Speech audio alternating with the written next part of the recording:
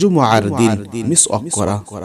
আবু হুরায়রা রাদিয়াল্লাহু তাআলা আনহু থেকে বর্ণিত, আল্লাহ রাসূল সাল্লাল্লাহু আলাইহি ওয়াসাল্লাম বলেছেন, আমার উম্মতের জন্য বা তিনি বলেছেন লোকদের জন্য যদি কঠিন মনে না করতাম তাহলে প্রত্যেক সালাতের সাথে তাদের মিসওয়াক করার হুকুম করতাম। সহিহ বুখারী শরীফ, হাদিস নম্বর 887। আনাস রাদিয়াল্লাহু তাআলা আনহু থেকে বর্ণিত, তিনি বলেন, আল্লাহ রাসূল সাল্লাল্লাহু আলাইহি ওয়াসাল্লাম বলেছেন, আমি মিসওয়াক সম্পর্কে তোমাদের যথেষ্ট বলেছি। সহিহ বুখারী শরীফ, হাদিস নম্বর 888।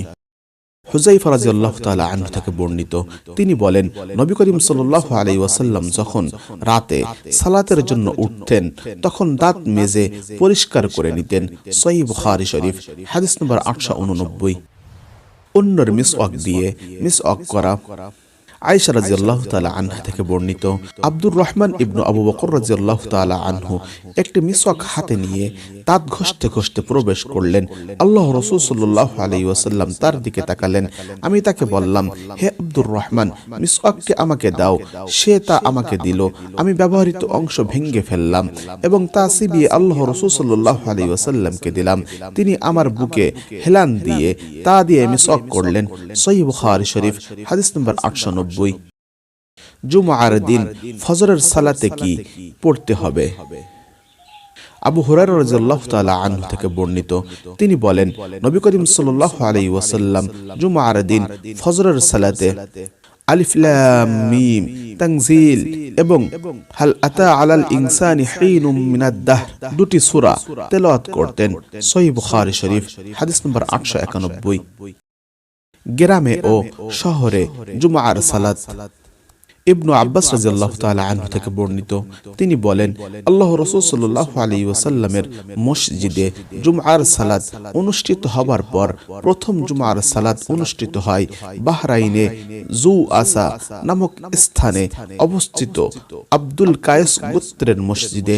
সহিহ বুখারী শরীফ, হাদিস নম্বর 892। ওমর রাদিয়াল্লাহু তাআলা আনহু থেকে বর্ণিত, আমি আল্লাহ রাসূল সাল্লাল্লাহু আলাইহি ওয়াসাল্লামকে বলতে শুনেছি, তোমরা সকলেই দায়িত্বশীল।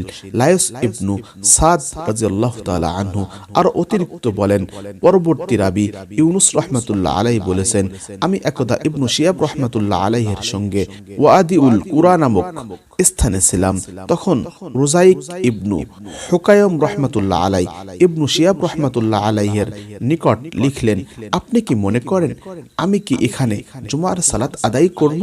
রুজাইক রাহমাতুল্লাহ আলাই তখন সেখানে তার জমির কৃষি কাজের তত্ত্বাবধান করতেন। সেখানে একদল সুদানি ও অন্যান্য লোক বাস করত। রুজাইক রাহমাতুল্লাহ আলাই সে সময় আইলা শহরের আমির ছিলেন। ইবনু শিহাব রাহমাতুল্লাহ আলাই তাকে জুমআ কায়েম করার নির্দেশ দিয়ে লিখেছিলেন এবং আমি তাকে এই নির্দেশ দিতে শুনলাম।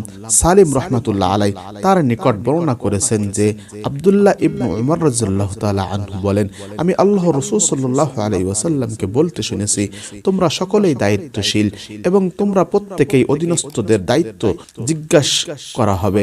ইমাম একজন দায়িত্বশীল ব্যক্তি, তাকে তার অধীনস্থদের সম্পর্কে জিজ্ঞেস করা হবে। পুরুষ তার পরিবার বর্গের অভিভাবক, তাকে তার অধীনস্থদের সম্পর্কে জিজ্ঞেস করা হবে। নারী তার স্বামী গৃহের কর্ত্রী, তাকে তার অধীনস্থদের সম্পর্কে জিজ্ঞেস করা হবে। খাদিম তার মনিবের ধন সম্পদের রক্ষক, তাকেও তার মনিবের ধন সম্পদ সম্পর্কে জিজ্ঞেস করা হবে। ইবনু উমর রাদিয়াল্লাহু তাআলা আনহু বলেন, আমার মনে হয় রাসূলুল্লাহ সাল্লাল্লাহু আলাইহি ওয়াসাল্লাম আরো বলেছেন, পুত্র তার পিতার ধন সম্পদের রক্ষক এবং এগুলো সম্পর্কে তাকে জিজ্ঞেস করা হবে। তোমরা সবাই দায়িত্বশীল এবং সবাইকে তাদের অর্পিত দায়িত্ব সম্পর্কে প্রশ্ন করা হবে। সহিহ বুখারী শরীফ, হাদিস নম্বর 893।